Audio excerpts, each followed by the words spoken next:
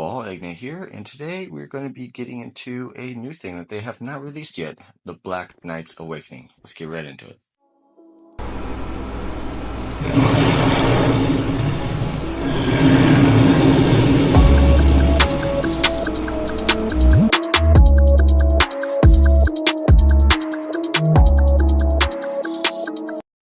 Alright guys, so like I said in the little intro, today we're going to be going into the new Black Knight's Awakening, which has not been released yet, but they do let us be able to see what it is.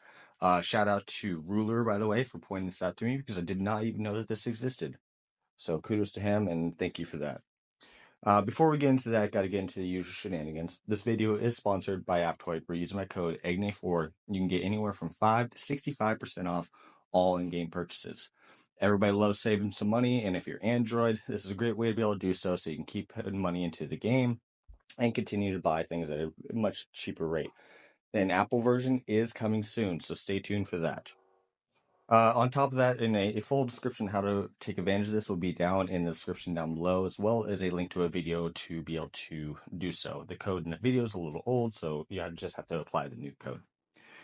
On top of that, down in the description down below will be a link to my Discord, which is a very helpful community. We have voice calls every other day and weekends, and lots of knowledgeable people. You come there, ask, post video ideas, whatever you want. We got a great community for doing all of that.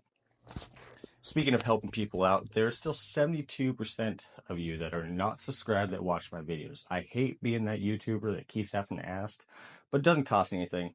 Hit that subscribe button, leave a comment. Anything of that nature really helps me out to be able to keep putting out content for me and lets me know what kind of content you want me to keep creating. So hit that like, hit that subscribe. Doesn't cost you a thing, helps me out. All right, so let's get into it. So this was pointed out, like I said, by Ruler. So shout out to him for pointing this out. I didn't even know that this was in the game, but it seems to be that it's going to be a new release probably tonight or tomorrow. To be honest, it's usually when they start doing the Awakening bees. So, all right. So we'll start with the first one. During the battle, Black Knight has a 30% chance to reduce the combat skill release times required to activate skill 8 by 1. When an enemy squad is under control, all of its attributes are reduced by 30% for 1 round, and this effect is stackable.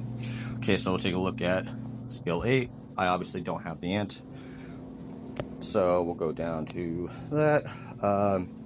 During the battle, the critical damage resistance of all our squads plus 20%. Every time the combat skill is released 5 times, has a 50% chance to silence a random enemy and a 25% chance to disarm a random enemy squad.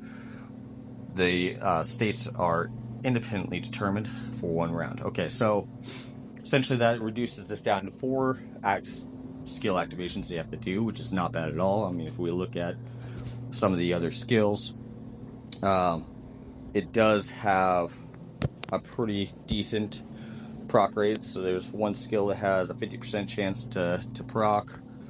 Then you have another one, the skill 8. So right around round 2 to 3, that will proc with the 4 proc rate rating. So that's a great thing. Plus the control resistance and the reduced stats. So that's all very good. All right, then we'll look at the next one. At level 10, the chance of triggering 5th skill plus 5%. Skill proc is always great. If we go and look at the ant, skill 5 is this one, so 60% chance to increase the trigger rate, so it'd be 65. Of 2 other friendly squads by 5%, and the damage rate of the next damage skill is increased by 150. The effect is stackable and lasts for 2 rounds.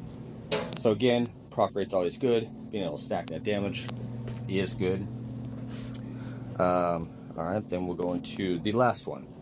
At level 20, the control probability of the 8th skill plus 10%. So again, we'll look at that. I think the control probability, let's see, the control probability was a 25%, so it'd be a 35%. So that's a pretty significant increase for that. So what do I think about it, and how do I think that this changes my perspective on Black Knight and the future for this ant. So first we'll go into the pure Guardian stance. I think that this will be a good counter to the existing current Guardian meta, which is actually one I don't have. Let me go see.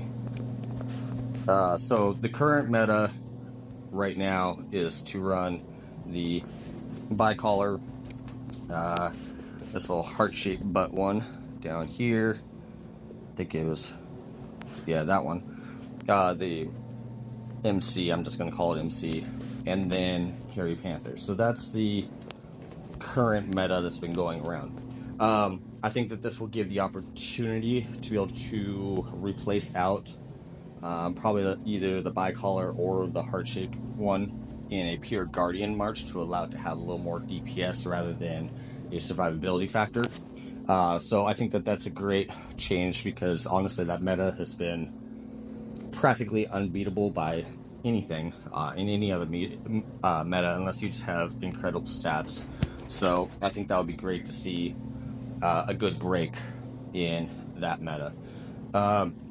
As far as for Guardian Shooter, which, as you know, is what I run, I still think that the ATO is going to be better, but it does give the possibility of switching out like the Formica Clara or the EJ if you run the ATA, EJ, SAR, and Silver combo.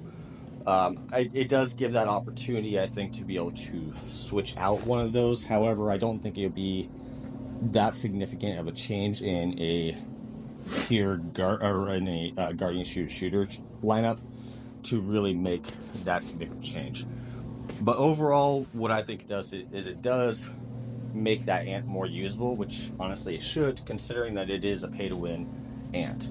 I was very underwhelmed by it. It's part of the reason why I never bought it when it first came out, and I think that this gives it a fighting chance to be back to being an ant that's worth purchasing for the long run.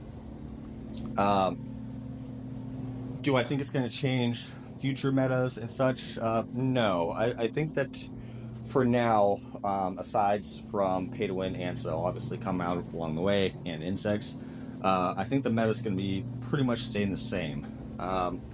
For the most part, most of the jungle ants are vastly stronger than the counterparts that we have from Barons or a lot of the pay-to-wins, so I don't really see too much change with that unless they just come out with something that's just absolutely ridiculous, which this is the ants game that could quite possibly be possible. So alright guys, well that's all I got for you today. Hopefully when this comes out this will give you a little more information and what can be done with it. And Aiden is out. We'll see you in the next one.